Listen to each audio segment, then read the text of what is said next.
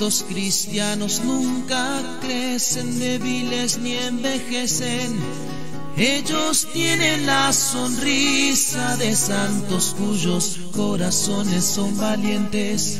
No están sentados y avistando en llorar inútilmente, porque su juventud ha pasado en estos muchos años. No tienen temor a la vejez con su frustración, pero sonríen con desdén a todos quienes osan contender, y alardean de que son jóvenes y en su plenitud no cuentan años con días, cabezas, canas ni tiempo. Es la hora 14:56 minutos. Ni fastidiosos y dicen: yo no puedo ocuparme en el ayer. No son el diseño conforme al molde terrenal, ni están afligidos de que han de llegar a los santos llamándose viejos. Ellos esperan en el Señor y renuevan las fuerzas, ascienden sobre alas refrescados con el rocío del cielo. Y aunque la juventud ha pasado cantando su amada poesía, saben que Cristo ha conquistado al Padre del tiempo. No tienen temor a la vejez con su frustración, pero sonríen con desdén a todos quienes osan contender, y alardean de que son jóvenes y en su plenitud no cuentan años con días, cabezas, ganas ni tiempo. No son cobardes ni fastidiosos y dicen: yo no puedo ocuparme en el ayer. No son el diseño conforme al molde terrenal, y están afligidos de que han de llegar a los santos llamándose viejos. Ellos esperan en el Señor y renuevan las fuerzas, ascienden sobre alas refrescados con el rocío del cielo. Y aunque la juventud ha pasado cantando su amada poesía, saben que Cristo ha conquistado al Padre del tiempo. Pasado, cantando su amada poesía, saben que Cristo ha conquistado al Padre del tiempo. No son cobardes ni fastidiosos ni dicen: yo no puedo ocuparme en el ayer. No son el diseño conforme al molde terrenal, y están afligidos de que han de llegar a los santos llamándose viejos.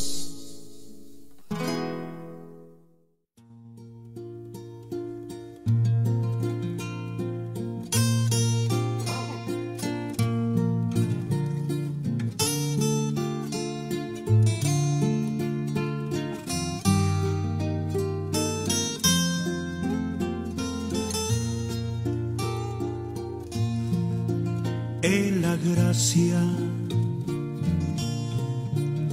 aprendí Que el Señor les bendiga, hermanos. En el nombre de nuestro Señor Jesucristo damos comienzo a nuestro programa.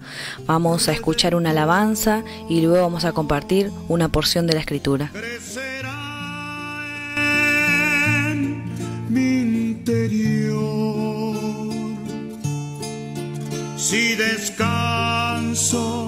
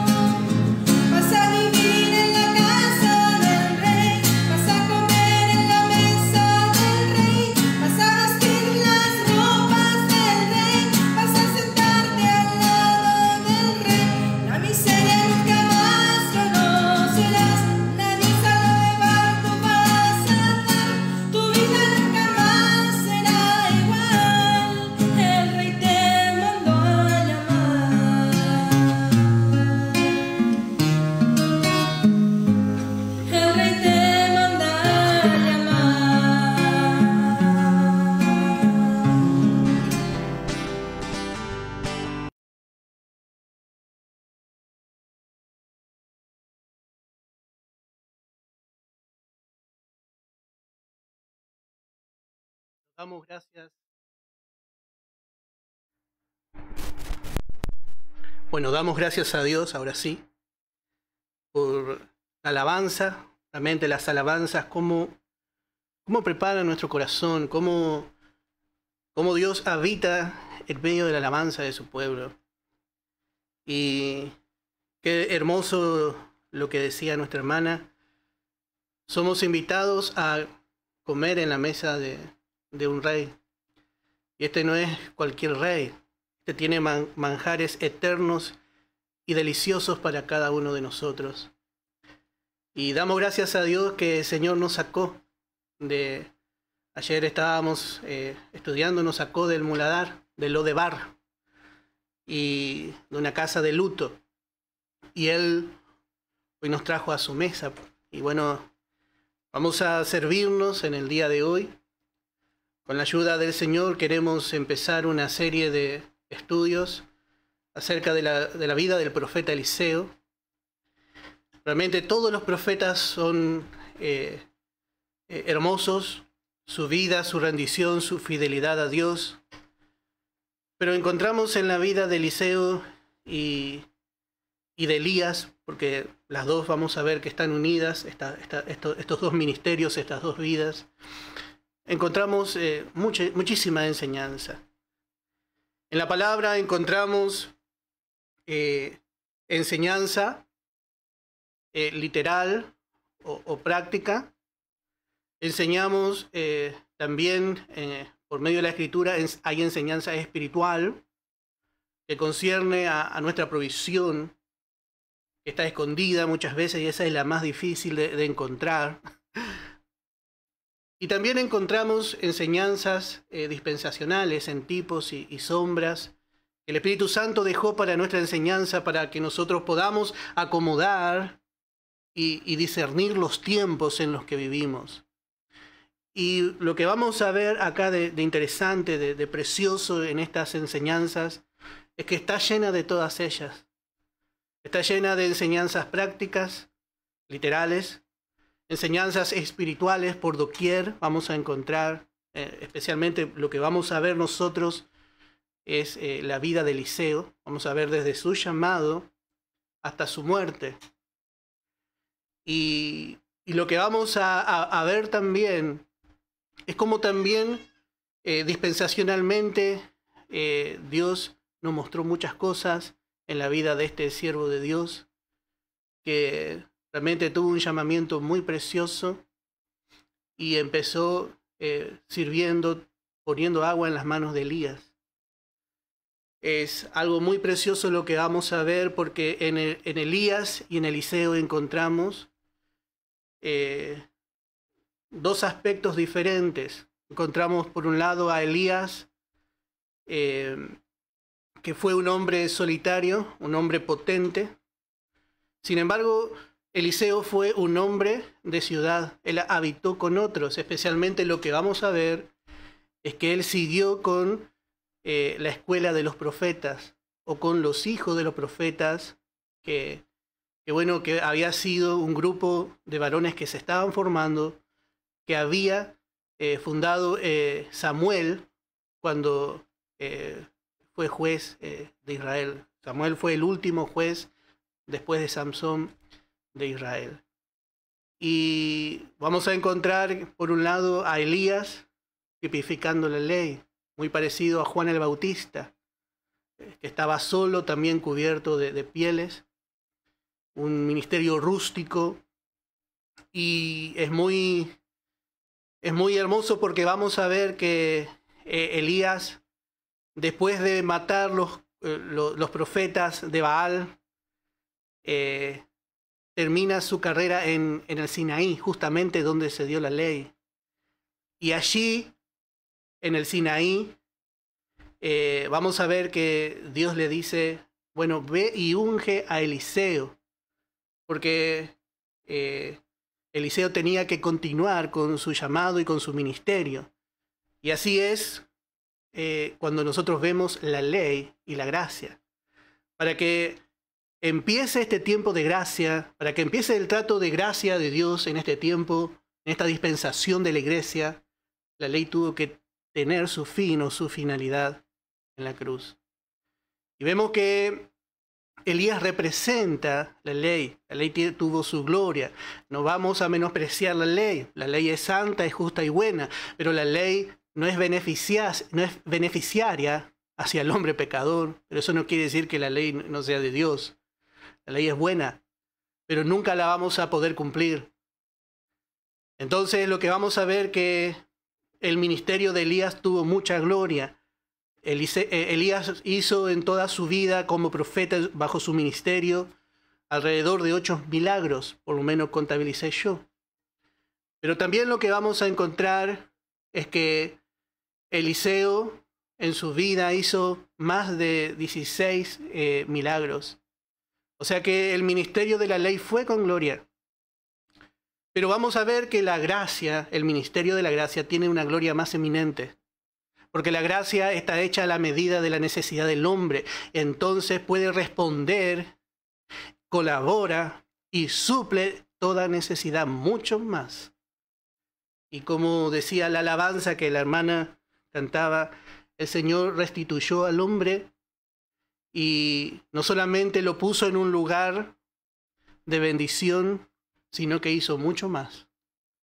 Eso es lo que vemos que fue especialmente presentado en el ministerio del profeta Eliseo. Mucho más. Su vida, su ministerio duró mucho más. Sus milagros fueron mucho más que el profeta Elías. Y con esto no queremos menospreciar el ministerio del profeta Elías, que realmente fue espléndido. También lo que vamos a encontrar, esto es una breve introducción antes de comenzar, es que Elías representa a la iglesia que va a ser levantada en vida. Esto es muy peculiar porque en un momento Elías decidió morir y dijo, ya no puedo más. Y Dios tenía preparado un fin victorioso para la carrera de Elías. Él no iba a ver la muerte. Él ya fue levantado en un carro de fuego. Sin embargo, lo que vamos a ver es que en la carrera de Eliseo, a pesar de que fue mucho más glorioso su ministerio, vamos a ir comparando porque muchos de los milagros se parecen, pero a pesar de que hizo más milagros y su ministerio fue mucho más abundante en comparación del de Elías, lo que vamos a ver es que Eliseo murió de una enfermedad. Y esto es algo que no cabe en la mente del hombre razonador. ¿Cómo puede ser así?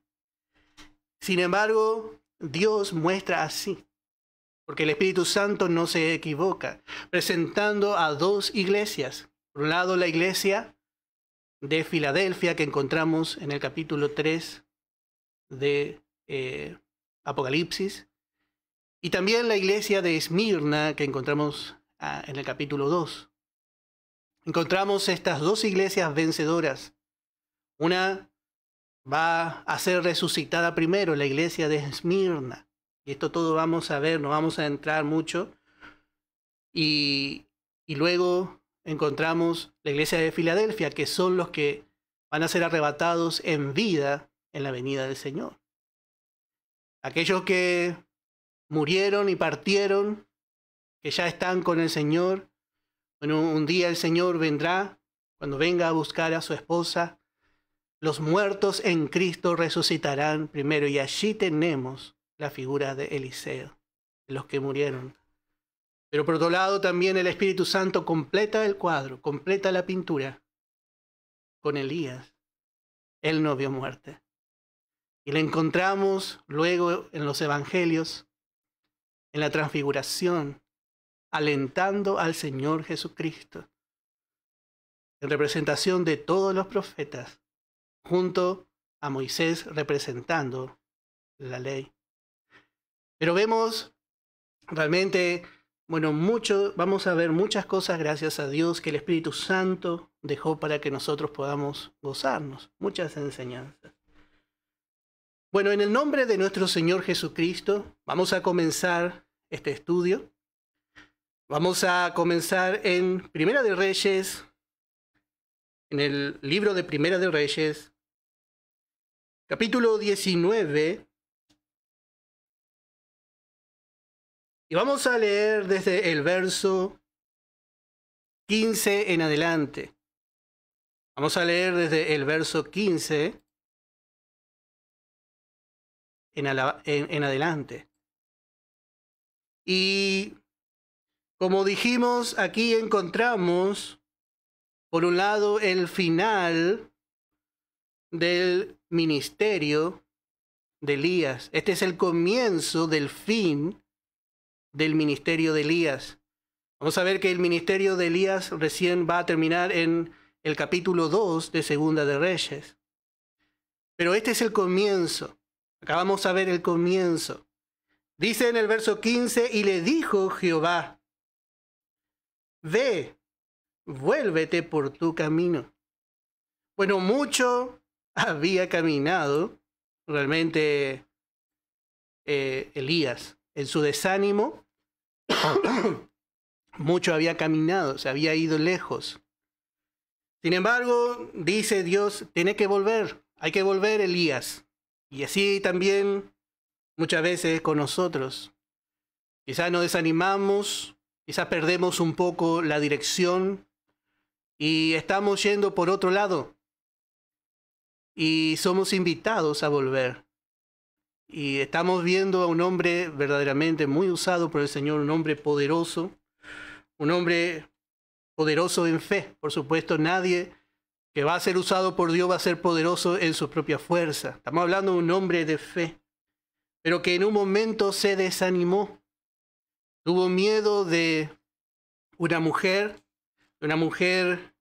que era una mujer pagana de Jezabel, y huyó de ella después de haber hecho una gran victoria, haber ganado una gran victoria en el Carmelo a favor del pueblo de Israel.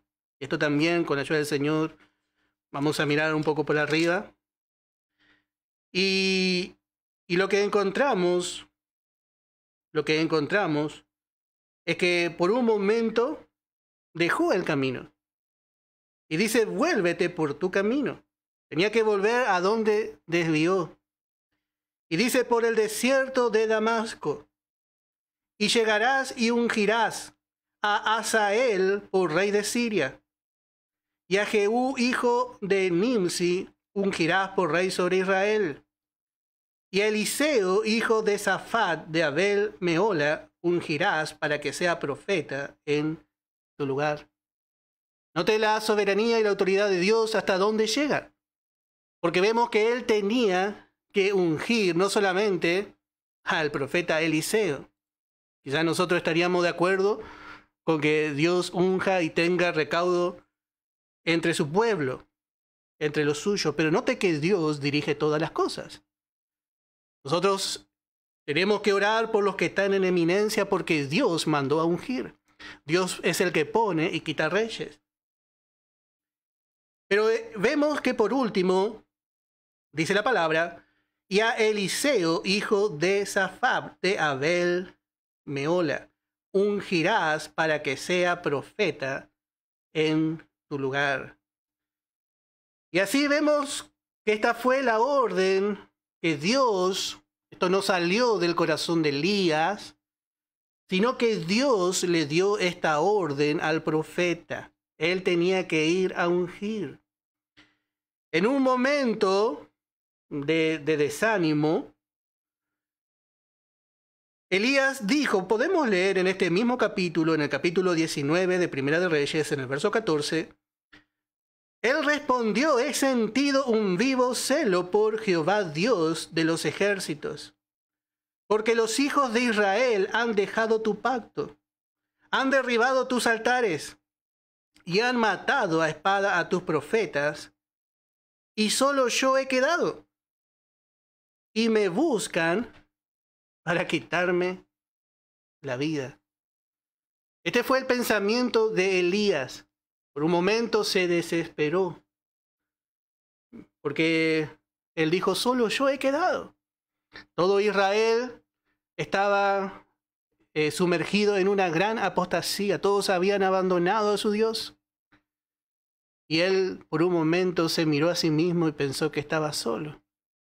Cuando nosotros quitamos la vista del Señor, bueno, allí, hermano, lo único que vamos a ver es nuestra debilidad. Y cuando nosotros quitamos la vista del Señor, vamos a pensar muchas veces que estamos solos. Y esto todo Dios deja asentado, hermano, para nuestro ánimo. Todas las enseñanzas, todo lo que se escribió para nuestra enseñanza, para nuestro ánimo, para que nosotros podamos identificarnos con aquellos verdaderos hombres de fe del Antiguo Testamento. Ellos no fueron diferentes a nosotros, hermanos.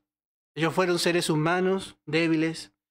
Y Dios no lo usó porque fuesen mejores, sino todo lo contrario. Los usó porque Él allí podía manifestar su poder y su gracia más que en cualquier otra persona.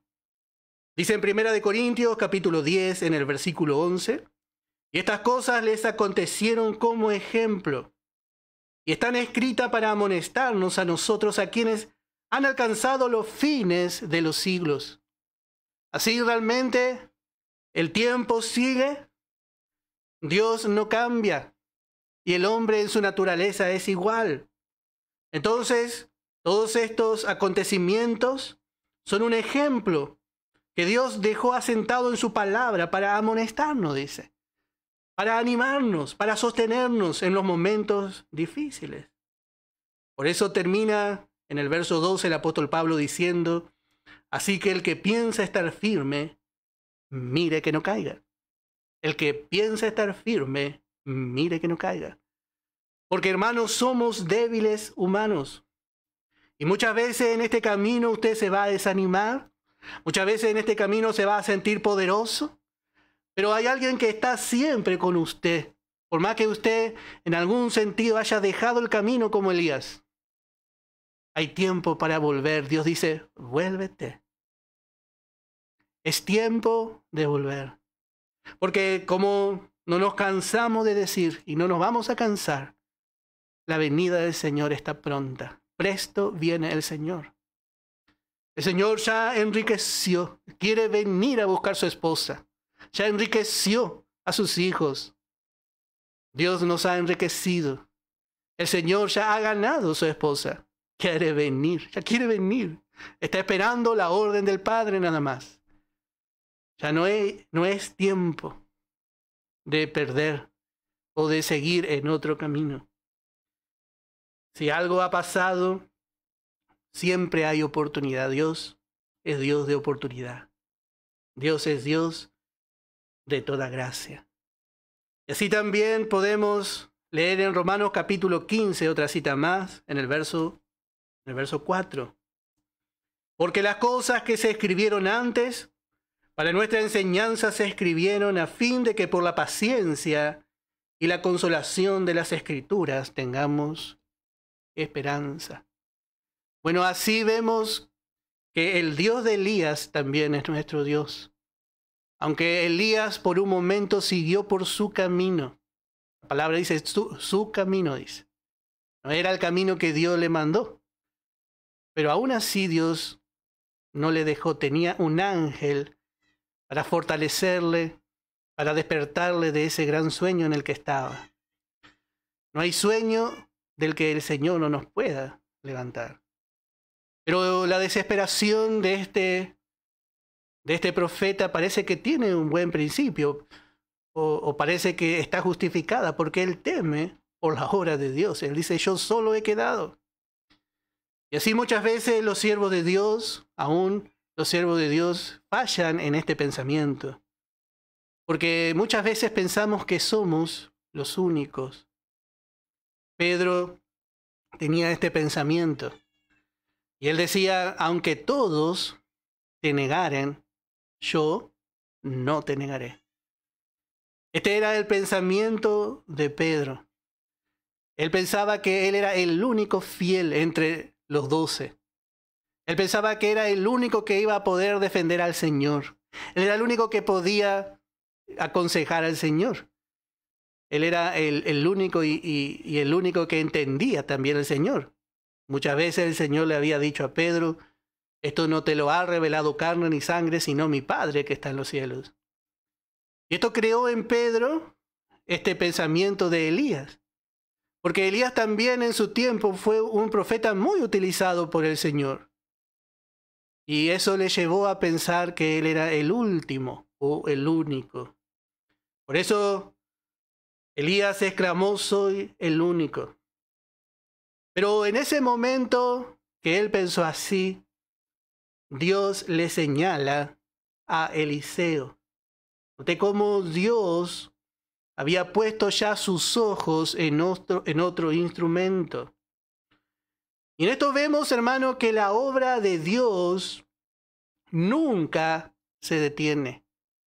Y la obra de Dios nunca se detendrá. Y de esto nosotros tenemos que estar seguros. Muchos piensan que tienen vida natural que nunca se va a terminar. Entonces, nunca piensan para más adelante. Tenemos el pensamiento de Elías: el Señor me reveló a mí y ya no le va a revelar a nadie como el Señor me reveló a mí. El Señor me usó a mí y ya no le puede revelar a otro. Sin embargo, como dice el apóstol Pablo, ¿qué dice la divina respuesta? Dijo: yo tengo 7,000. Yo tengo 7,000. Tengo 7,000 que no han besado la imagen de Baal. No te dice en el capítulo 19, en el verso 18: y yo haré que queden en Israel 7,000 cuyas rodillas no se doblaron ante Baal y cuyas bocas no lo besaron. Dios siempre tiene hermanos fieles. Y esos hermanos, no vaya a buscar en las grandes personas, en los que aparentemente tienen más renombre, o que tienen quizás una imagen más grande. Nosotros, los seres humanos, andamos por vista, hasta que aprendemos el camino del Señor, que es por fe. Acuérdense que Eliseo formaba parte de estos 7,000. Y vamos a ver de dónde salió Eliseo. Eliseo no era una persona grande, conocida. Y esto nos alienta, hermano, porque el Señor tiene en cuenta a todos sus hijos. Y vamos a ver que la obra en aquellos que son llamados por Dios le pertenece pura y exclusivamente a Dios. No podemos formar parte del ministerio o del llamado de otro. Dios llamó a Elías, pero ahora por medio de Elías, Dios, esto tenemos que ser sabio en comprender, no es el que va a llamar a Elías, sino Dios va a llamar a Eliseo, y Dios va a ser el que le va a capacitar a Eliseo para seguir adelante. Había mucha necesidad en Israel y Dios ya conocía. Y así en estos tiempos también hay necesidad. Y Dios ya vio antes de la fundación del mundo toda la necesidad que hay en la iglesia. Pablo, mirando, dice: ¿quién es suficiente? Pero Pablo tampoco se sintió el único, sino que mirando que su muerte ya estaba cerca, dice: yo ya estoy pronto a ser sacrificado. Y realmente vemos que Pablo puso sus ojos, sin duda, guiado por el Espíritu Santo, en Timoteo. Y ya también, cuando mira a Timoteo, le dice: esto encarga a hombres fieles. Ya había puesto sus ojos en Timoteo como su sucesor. Pablo no pensó que él era el último o el único. Ese es nuestro apóstol, el apóstol de la iglesia. Y dice en 2 de Timoteo, dice en el capítulo 4, en el verso 5, Pablo le está preparando a Timoteo para cuando él ya no esté, y le dice: pero tú sé sobrio. En este tiempo, hermano, se ha perdido la sobriedad. Hay un poco de vino del mundo que ha entrado. Y parece, hermano, que estamos un poco confundidos. Ya no sabemos por qué camino va la verdad. O cómo Dios sigue trabajando. Pero hermano, en todos los tiempos hay fieles. Y hay hermanos que son sobrios. Hay hermanos que son sobrios para ver todo el consejo de Dios.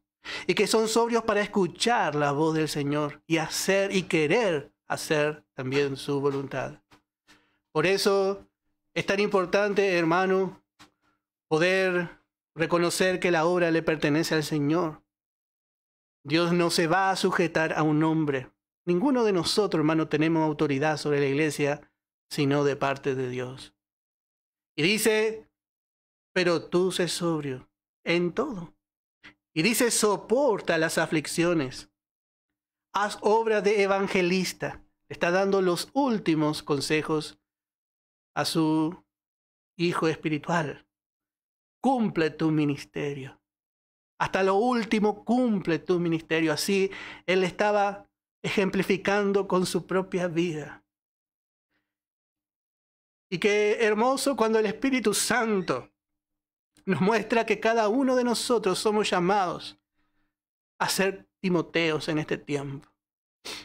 La obra del Señor, hermano, no se va a detener. Nunca se va a detener. Pero, hermano, nosotros tenemos que estar dispuestos a escuchar la voz del Señor. Queremos que el Señor pueda utilizar nuestras vidas. Y que el Señor siga levantando instrumentos. Sabemos que el Señor ya viene. Pero, hermano, hasta que el Señor venga, esta obra va a continuar. La esposa se va a preparar. Y es nuestra parte contribuir a la obra de Dios, alentar a los que van a quedar. No desanimar. A veces hay un poco de celo. Se ve un poco de celo a veces por el ministerio de otro. Y no es nuestra parte, hermano, porque la obra es del Señor.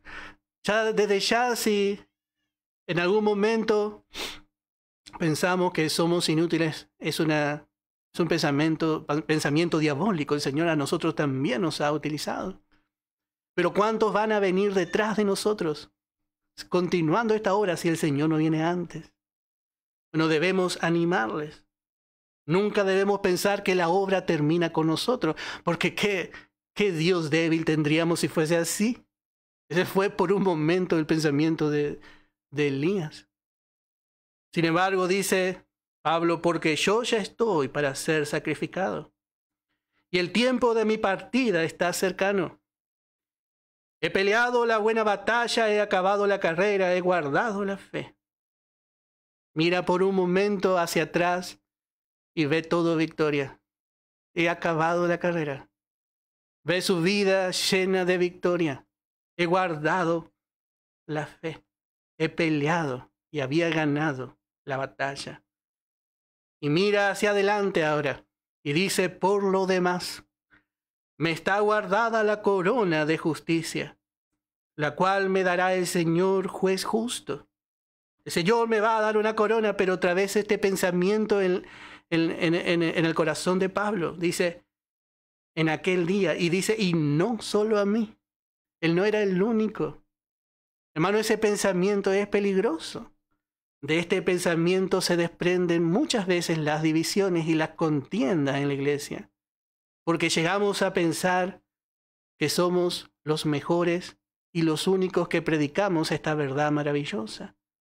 Sin embargo, hermano, no es así. Somos necesitados uno de los otros.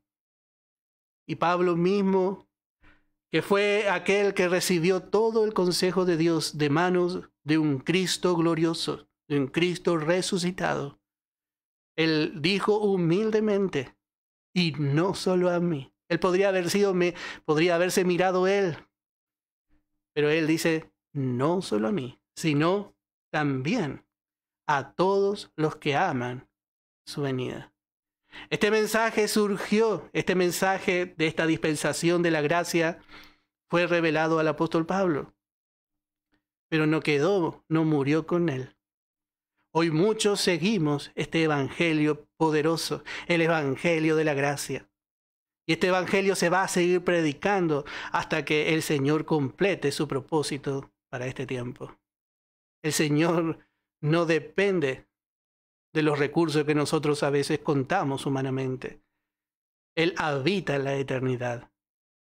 Y cuando Él quiere, levanta a uno, y cuando Él quiere, sigue levantando a otros. Así que vemos realmente cuán equivocado estaba Elías en su desesperación. Y esto le trajo desánimo. Esto le trajo desánimo. Bueno, vamos a seguir viendo. Dice vamos a volver en Primera de Reyes, capítulo 19, en el verso 19. Y partiendo de allí halló a Eliseo, hijo de Safat, que araba con 12 yuntas delante de sí. Y él tenía la última. Y pasando Elías por delante de él, echó sobre él su manto. Bueno, como dijimos, en este tiempo, hermano, había una compañía de profetas que andaba por allí. Y especialmente nos llama mucho la atención donde aquí encontramos a Eliseo. Dios le manda, Dios ya tenía preparado un instrumento para que continúe con el ministerio de Elías. Y dice que partiendo de allí halló a Eliseo, hijo de Safat. Y Safat significa Dios ha juzgado.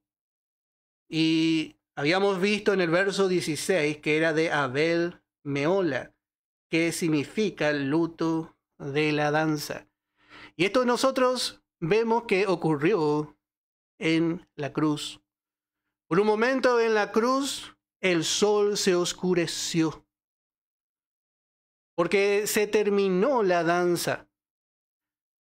La creación estuvo de luto, porque Dios estaba juzgando a su Hijo. La ley estaba juzgando. Dice Dios, Safat significa Dios ha juzgado. Y así la ley tuvo su cumplimiento. La ley juzgó al Hijo de Dios en la cruz, pero no le juzgó para que quede en una situación de luto todo esto, sino que para que comience otro ministerio mucho mejor. Por un lado, vamos a leer en Romanos capítulo 10, dice en el verso 4, porque el fin de la ley es Cristo para justicia a todo aquel que cree. El fin de la ley es Cristo. La ley con todas sus ceremonias, con todos sus ritos, tuvo su fin en la cruz. Y note que dice, para justicia. El fin de la ley es Cristo, pero para justicia. Y así vemos que fue también con Elías. Note que tuvo que ir a este lugar. Y como vemos, este lugar representa la cruz. La cruz fue el punto que nos muestra, por un lado, el fin de la ley y el comienzo del trato de gracia de Dios con el hombre. En 2 de Corintios, capítulo 3, dice en el verso 9. 2 de Corintios, capítulo 3, en el verso 9. Porque si el ministerio de condenación fue con gloria, mucho más abundará en gloria el ministerio de justificación. Bueno, el ministerio de condenación se refiere a la ley. Fue un ministerio donde había sacerdotes que servían y ministraban bajo su ministerio. Sin embargo, encontramos un ministerio con mucho más abundante gloria, que es llamado el ministerio de justificación. El fin de la ley, el fin de este ministerio de condenación es Cristo. Y dice, habíamos leído, para justicia. Y aquí encontramos el propósito del ministerio de la gracia de Dios. Este ministerio provee la justicia, una justicia que el hombre nunca ni jamás puede presentarle a Dios, le provee por fe y por gracia. la justicia de Cristo Dios le da al pecador por pura gracia, por fe. Entonces vemos que los dos se juntaron en la cruz. Como dice un salmo, la justicia y la paz se besaron. En un momento, por un lado la justicia y por otro lado la paz. Y así vemos que la ley tenía que dar lugar al ministerio de la gracia. Y así vamos a ver, así vemos también, estamos estudiando en la escuela bíblica y tenemos que empezar el Evangelio de Juan. Y lo mismo vemos en el ministerio de Juan el Bautista. Juan el Bautista en ningún momento tuvo celo del Señor, porque él mismo dijo, es necesario que yo mengüe y que Él crezca. Es necesario que terminemos de tratar con ley, que ya no tratemos por medio de la ley con los hermanos. Ahora es necesario que la gracia crezca en su ministerio hacia el hombre y hacia especialmente los hermanos. Porque la gracia tiene que edificar una esposa para el Señor Jesucristo. Y el Espíritu Santo está utilizando este material, el material provisto, como vemos que son los resultados de la cruz. El Señor no utiliza nada que no fuese eso. El Antiguo Testamento está lleno de sombras y lleno de tipos, pero la sustancia encontramos en el Nuevo Testamento, especialmente en las epístolas del apóstol Pablo. Entonces necesitamos la sustancia. Dejando ya, dice, como dijo el apóstol Pablo en Hebreos. Vamos a ir a Hebreos un segundito. No nos queremos ir mucho en nuestro tema, pero vamos a por lo menos dejar asentado. Hebreos capítulo 5, primeramente, en el verso 4. Y dice, pero en el verso 14, primeramente, y después vamos a ir al capítulo 6, que empieza. Pero el alimento sólido es para los que han alcanzado madurez, para los que por el uso tienen los sentidos ejercitados en el discernimiento del bien y del mal. Por un lado tenemos la ley, y eso le llama vianda. Es una vianda. Allí encontramos muy livianamente en tipos y sombras a Jesucristo. Pero si usted quiere un alimento sustancioso, tiene que ir a Cristo. Tiene que ir a la predicación de la gracia de Dios. Entonces dice en el capítulo 6 de Hebreo, en el verso 1, por tanto, dejando ya los rudimentos de la doctrina de Cristo, vamos adelante a la perfección, no echando otra vez el fundamento del arrepentimiento de obras muertas de la fe de Dios. Bueno, así nuestros hermanos que muchas veces no comprenden el Evangelio de la gracia, dan vuelta en estos temas, el arrepentimiento, en las obras y en lo que se ve. Y dice, y de la doctrina de bautismo, de la imposición de manos, de la resurrección de los muertos y del juicio eterno. Este es su tema. Pero nuestro tema va más adelante, vemos la preparación. Ayer estudiábamos, Pablo dice que lo tuvo todo por basura, y menciona una frase muy importante. ¿Para qué? Para ganar a Cristo. Hay una preparación en este tiempo. El Evangelio no solamente salva de la condenación, sino que nos hace ver una salvación aún más grande. La salvación, cuando nosotros hablamos y decimos la palabra salvación, se nos viene a nuestra mente solamente la salvación del alma. Pero realmente, hermano, la salvación es mucho más grande. Pablo dice una salvación grande. La verdadera salvación se revela en el Evangelio de Pablo. Porque la salvación empieza con el perdón del pecado. El Señor nos perdona, pero Él nos quiere llevar en el trono, nos quiere hacer calificar.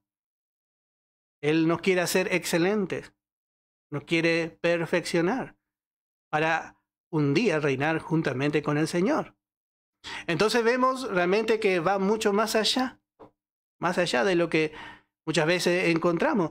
Y muchas veces, bueno, nosotros mismos somos confundidos en cuanto a esto. Quizás vamos a una iglesia de la gracia.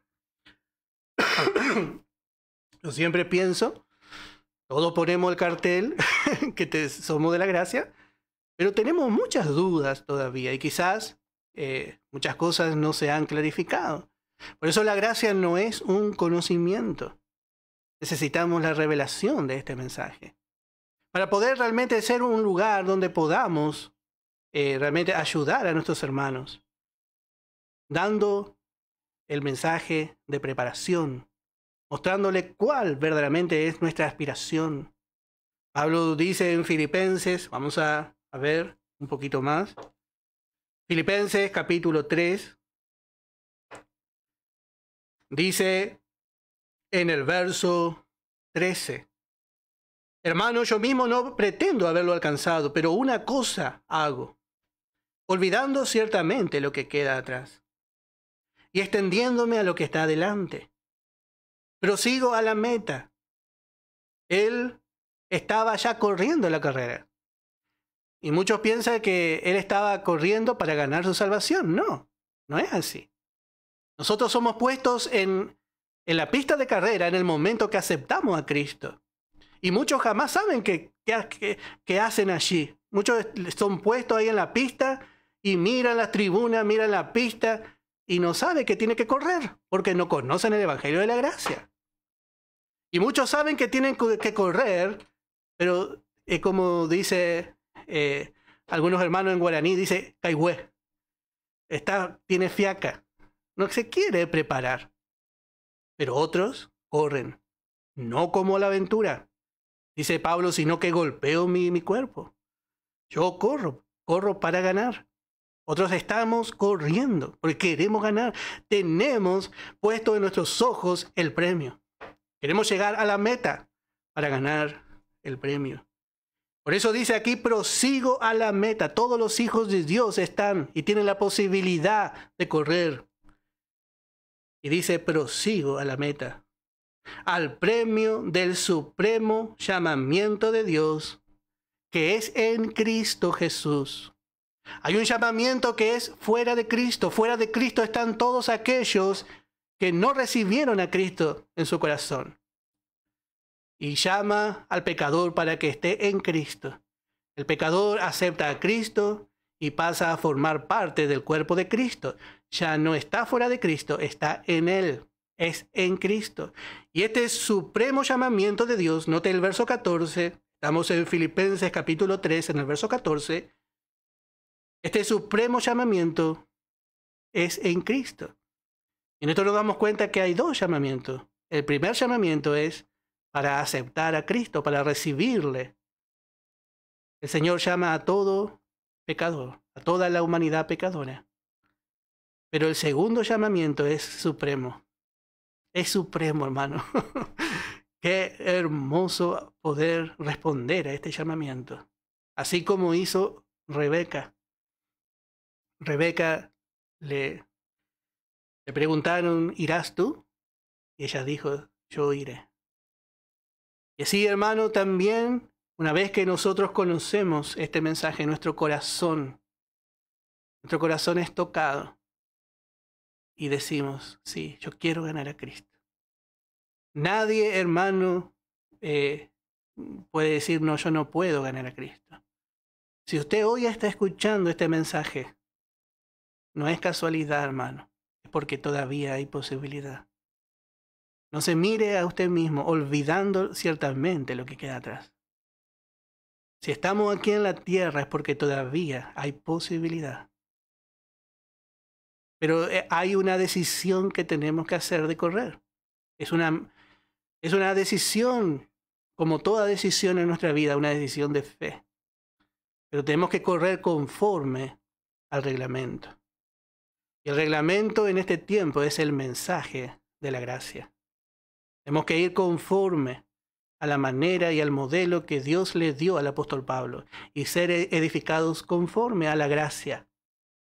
No conforme a la ley, no conforme a otro mensaje, sino conforme a la gracia de Dios. Así que vemos que en este tiempo la gracia tiene que sobresalir. Por eso vemos que Elías tenía que tener su fin. Decimos que este es el comienzo del fin del ministerio de Elías. En esto nos damos cuenta que el propósito de Dios es muy grande. Y en algún momento usa uno y en algún momento puede seguir usando a otros. Y como dijimos, bueno, en este tiempo había en Israel una compañía de profetas. Vamos a ver en 1 de Samuel, capítulo 10, primer libro de Samuel, capítulo 10. Y vamos a leer desde el verso 5. 1 de Samuel, capítulo 10.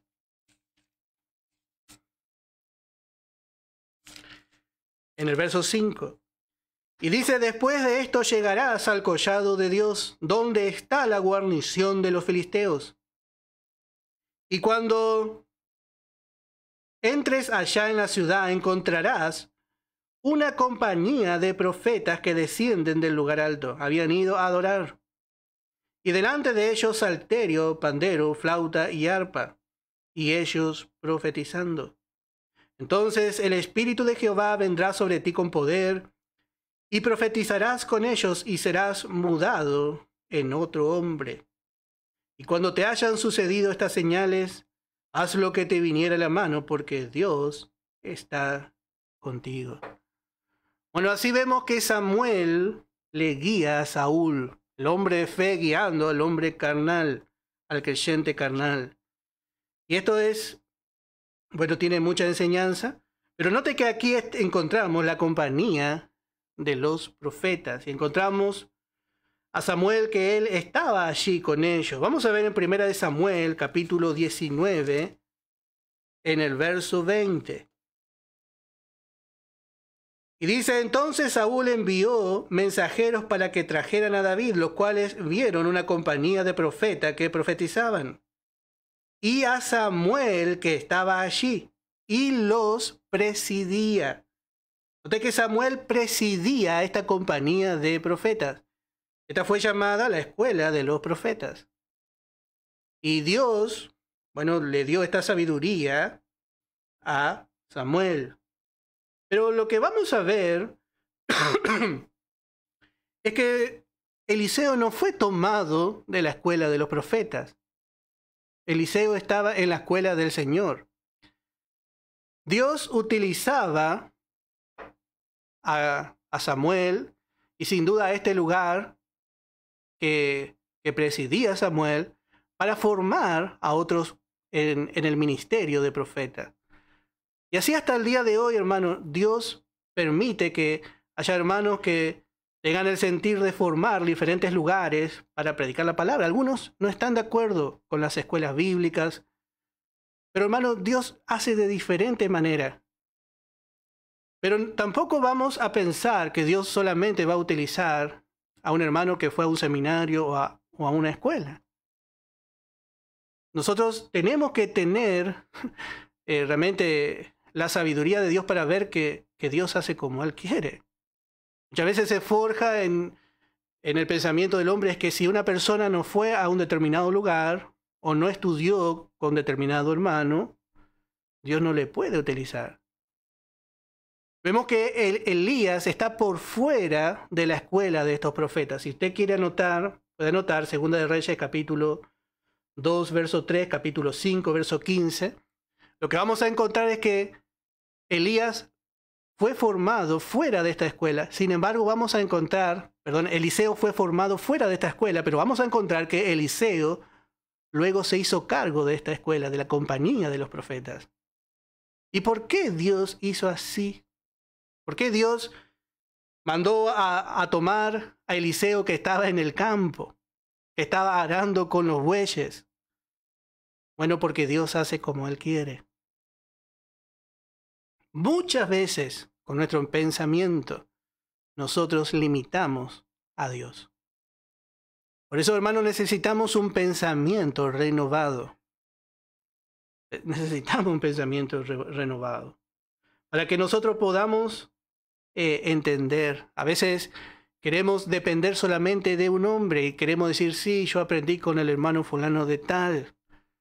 Y sin duda, Samuel los presidía. Él empezó con esto y esto siguió. Pero también lo que vamos a encontrar que esta compañía de profetas ya no buscaban tanto de Dios. Ellos estaban muy perdidos en cuanto a muchas enseñanzas, en cuanto a lo que iba a suceder. Siendo profetas no podían ver lo que iba a acontecer. Y esto vamos a ver cuando fue arrebatado Elías. Ellos no sabían en qué momento iba a ocurrir, siendo que eran de la compañía de los profetas. Por eso, hermanos, no vale tanto lo que podamos adquirir o de dónde nosotros vinimos o porque hayamos tenido un título. Eso no vale. Lo que vale es si el Señor llama. El Señor llama, el Señor prepara y el Señor envía. Y Dios, hermano, tiene muchísimas maneras de hacer esto. Dios no es limitado en sus recursos. Si hay hermanos que no fueron a estudiar en algún lugar, yo doy gracias al Señor porque hemos abierto, por la gracia del Señor, un lugar donde estamos enseñando la palabra. Pero en ningún momento mi pensamiento es que nosotros somos los únicos. Y si en algún momento usted ve eso, mejor no acuda, porque no vamos a estar conforme a la manera de Dios. Nosotros, hermanos, cada uno estamos haciendo nuestra parte en este gran en este gran edificio que es la iglesia. Y el Señor utiliza a uno solo para que nos guíe y para que nos revele la verdad, que es el poder del Espíritu Santo. Ninguno podemos decir, yo puedo darte la revelación. Siempre pienso, hermano, mucho conocimiento hay. Y usted va a adquirir mucho conocimiento por medio de los predicadores, pero la revelación viene de Dios. Aún Jesús, en el tiempo que estaba en su carne, dice, bienaventurado eres Pedro, porque no te lo ha revelado carne ni sangre. Aún Jesús estaba ahí en carne y sangre, pero Jesús dice, sino mi Padre que está en los cielos. Nosotros podemos enseñar, pero el crecimiento, la revelación, la iluminación del Espíritu Santo, la guía, hermano, individual para su vida, que usted verdaderamente necesita, va a venir del Padre. Va a venir a través, en este tiempo, bueno, tenemos el poder del Espíritu Santo. Por eso necesitamos también ser llenados con el Espíritu Santo. El Espíritu Santo, hermano, la llenura del Espíritu Santo es necesaria para tener revelación de la palabra. Y no solamente un conocimiento exacto. Porque el conocimiento envanece, pero el amor que está oculto detrás del conocimiento edifica. Muchas cosas, hermano, están tapados por un poco de conocimiento. Pero vemos que el Señor, cuando nosotros dejamos al Espíritu Santo fluir en nuestra vida, que Él tome control y dominio, Él nos guía a hacer cosas que quizás otros en otros tiempos no se hicieron. Siempre conforme a la palabra, ¿no? Y muchos van a decir, no, pero si la costumbre, la forma era esta. Bueno, el Señor no se sujeta a una forma, a una manera establecida por el hombre. Dios tiene su forma establecida, eterna, y que es realmente eficaz. Eso no va a fracasar. Bueno, se nos ha ido el horario. Damos gracias a Dios. Doy gracias al Señor, hermano, por esta oportunidad. Vamos a continuar en estos días con este estudio. Hay mucho para aprender. Y bueno, hermano, que usted pueda tomar nota para poder después compartir con otro. Le aconsejo eso. Hasta aquí, que el Señor le bendiga y vamos a terminar escuchando una alabanza.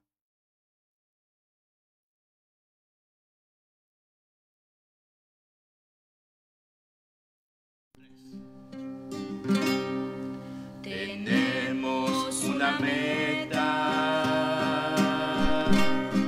y un premio que hemos de alcanzar, aunque haya tropiezos.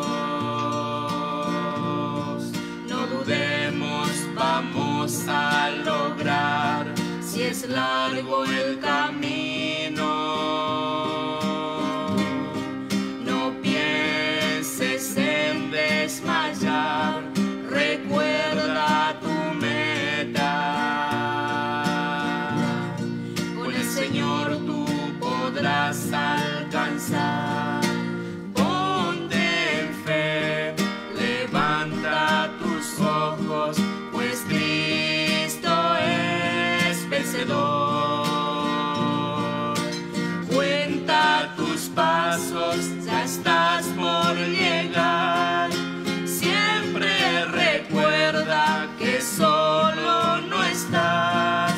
No habrá montaña tan alta que no puedas escalar. Tú podrás con Dios caminar. Él te da fuerzas para continuar. Si te sientes que no puedes más, recuerda, Él te ayudará. Confía, ya no dudes más. Él extiende sus brazos y te ayudará. No hay nada imposible. Con Dios todo tú vencerás. Y cuando aparezca